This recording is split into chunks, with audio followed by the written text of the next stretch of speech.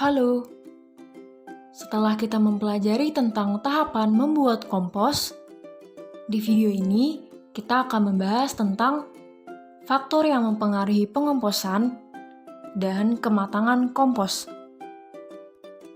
Yang pertama, faktor yang mempengaruhi pengomposan.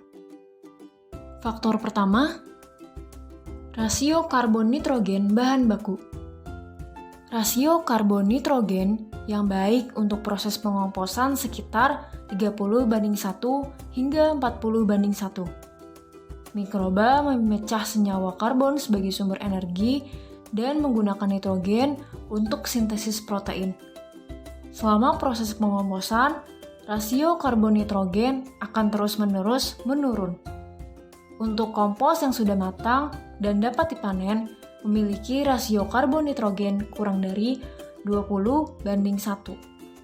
Faktor berikutnya, ukuran bahan atau partikel. Limbah atau bahan organik yang berukuran lebih kecil akan lebih mudah proses pengomposannya. Karena semakin luas bahan organik yang tersentuh dengan mikroorganisme, sehingga semakin cepat proses penguraian bahan.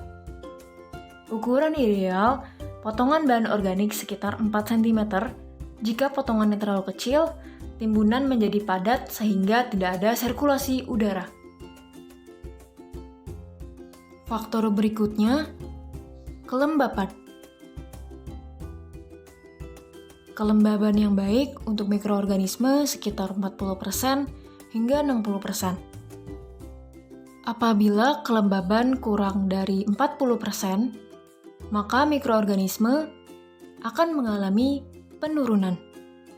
Sementara itu, apabila kelembaban lebih besar dari 60%, maka unsur hara akan menghilang.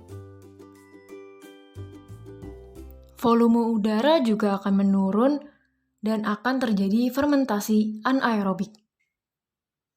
Akibatnya, kompos akan menimbulkan bau yang tidak sedap. Faktor berikutnya, temperatur pengomposan. Temperatur optimal pengomposan umumnya sekitar 35-65 derajat Celcius. Panasnya temperatur kompos dihasilkan dari aktivitas mikroba. Semakin tinggi temperatur, semakin tinggi aktivitas metabolisme, dan semakin banyak oksigen yang diambil. Maka, semakin cepat pula proses penguraian dan dekomposisi. Faktor berikutnya, aerasi. Pengomposan akan berjalan lebih cepat dan optimal apabila kadar oksigen yang ada mencukupi.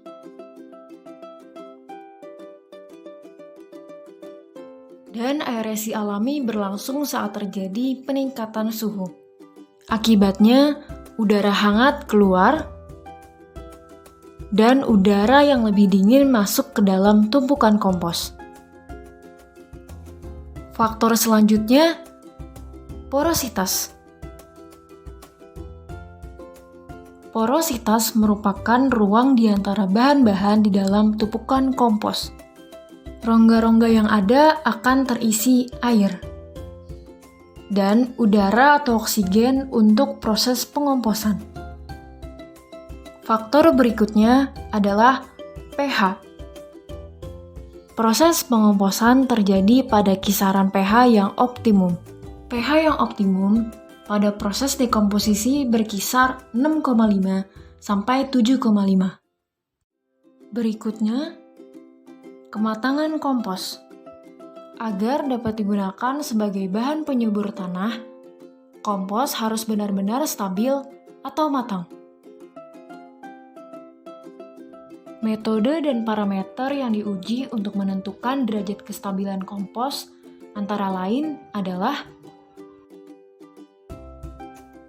karbon atau nitrogen,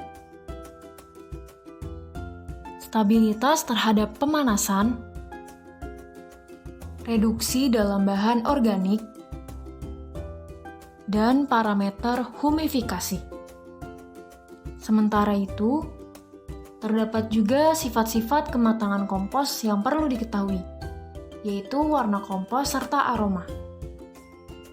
Kompos yang sudah matang akan berwarna coklat gelap dan berbau tanah.